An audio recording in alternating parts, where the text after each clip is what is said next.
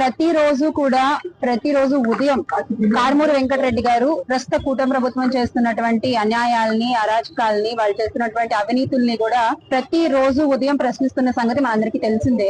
అందులో భాగంగానే ప్రశ్నించే వాళ్ళని అరెస్టులు చేస్తూ ఉన్నట్టుగానే ఈ రోజు ఉదయం కారుమూరి వెంకటరెడ్డి అన్నకి తాడిపత్రి పోలీసులు అంటే చెప్పి వచ్చి సివిల్ డ్రెస్ లో వచ్చి ఉదయం 7:30కి వాళ్ళ ఇంటి నుంచి అనని తీసుకెళ్లడం జరిగింది.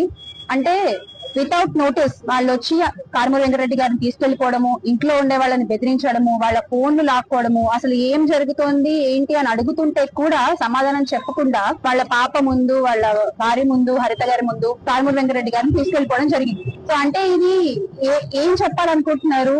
నాకు అర్థం కాని విషయం ఇక్కడ. ఎందుకు అంటే నిజంగా గనక మీరు అరెస్ట్ చేయాలనుకుంటే మీరు ముందు ఒక సిఆర్పిసి నోటీస్ వాటివన్నీ ఇవ్వాలి. ఇచ్చి ఆయన మీకు సపోర్ట్ చేయకపోతే, మీకు విచారణకు రావడానికి ఆయన సపోర్ట్ చేయకపోతే అప్పుడు మీరు వచ్చి అరెస్ట్ చేయాలి. అంతేగాని మీ ఇష్టం వచ్చినట్టుగా ఎఫ్ఐఆర్ ఫైల్ అయిందేమో నిన్న సాయంత్రం 7:20 చిల్లరకు అలా ఎఫ్ఐఆర్ ఫైల్ అయింది. మరి తాడిపత్రి నుంచి పోలీసులు వచ్చాము అంటే వీళ్ళకి ముందే తెలుసా ఎఫ్ఐఆర్ ఫైల్ అవుతుందని? సో రెడీగా ఉన్నారా కార్లు వేసుకుని వెళ్ళిపోవడానికి? తాడిపత్రి నుంచి ఇక్కడికి రావడానికే చాలా సేపు పడుతుంది కదా.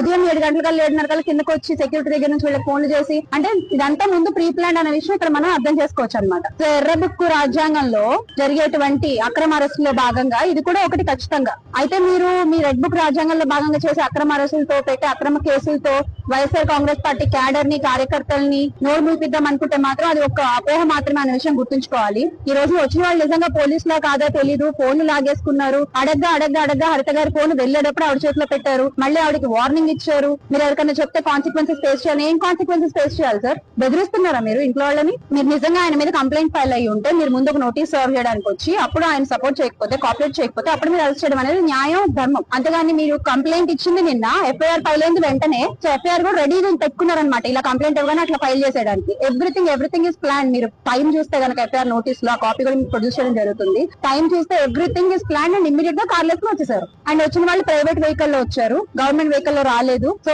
ఆబ్వియస్లీ ఇంట్లో వాళ్ళకి డౌట్స్ ఉంటాయి కదా, వచ్చిన వాళ్ళు నిజంగా పోలీసులా కాదా, ఎక్కడికి తీసుకెళ్తున్నారు, కాసేపు తాడిపత్రి అంటారు, కాసేపు విజయవాడ అంటారు, కాసేపు అటు ఇటు తిప్పుతామంటారు, లొకేషన్లు మార్చి చెప్తున్నారు. డెఫినెట్ గా ఇంట్లో వాళ్ళు కంగారు పడరా, భయపడరా? ఇలా భయభ్రాంతులకు గురి చేసి మీరు ఏం చేద్దాం అనుకుంటున్నారు? మీకు కావాల్సింది ఏంటి అంటే వీళ్ళని మొరాలిటీని దెబ్బతీయడము, వీళ్ళని హ్యూమిలియేట్ చేయడము, అంతే. కేవలం అందులో భాగంగానే ఈ రోజు మీరు వచ్చారు. అండ్ ఆయన ఏదో ఒక వీడియో పోస్ట్ పెట్టారు, అందుకని మేము అరెస్ట్ చేశాము, మనోభావాలు దెబ్బతిన్నాయని ఎవరో కంప్లైంట్ చేశారంట. మరి ఇప్పుడు మా మనోభావాలు కూడా చాలా దెబ్బతింటున్నాయి. మరి ఇప్పుడు వదిన కూడా కంప్లైంట్ ఇస్తారు. చంద్రబాబు నాయుడు గారిని అరెస్ట్ చేస్తారా, లేకపోతే అధికారులు అరెస్ట్ చేస్తారా? నిజంగా నేరస్తుల్ని మీరు అరెస్ట్ చేయాలంటే పోలీసులు చాలా నేరాలు ఉన్నాయి కదా. నిన్న మనం చూస్తే 22 మంది గురుకుల హాస్టల్ పిల్లలు హాస్పిటల్ దాని వెనక కలుషితం అయిన ఫుడ్ కారణమైన వాళ్ళు నేరస్తులు, వాళ్ళని అరెస్ట్ చేయండి. కిందటి నెల కుటుంబంలో కూడా